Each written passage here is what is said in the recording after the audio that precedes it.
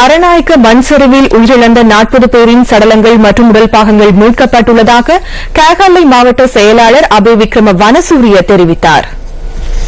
கேகாலை மாவட்டத்தின் புலத்கோகுப்பிட்டிய உள்ளிட்ட பகுதிகளில் ஏற்பட்ட மண் சரிவினால் 59 பேர் உயிரிழந்துள்ளதாக உறுதிப்படுத்தப்பட்டுள்ளது.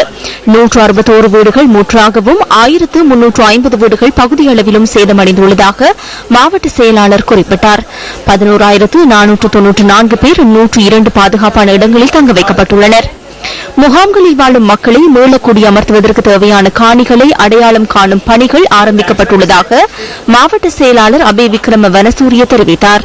சேதமடைந்த வீடுகளுக்கு அரசு சுற்று நிருபம் பிரகாரம் நட்டஈடு வழங்குவதற்கு நடவடிக்கை எடுப்பதாகவும் மாவட்ட செயலாளர் குறிப்பிட்டார். இதேவேளை அரநாயக்க பகுதியில் மண் சரிவினால் பாதிக்கப்பட்ட மக்களின் ஒன்றியம் இன்று ஊடக சந்திப்பொன்றை ஏற்பாடு செய்திருந்தது. இந்த இடைத்தங்கல் முகாம்கள் தடுப்பு முகாம்களாக மாறிவருவதாக நாம் உணர்கின்றோம்.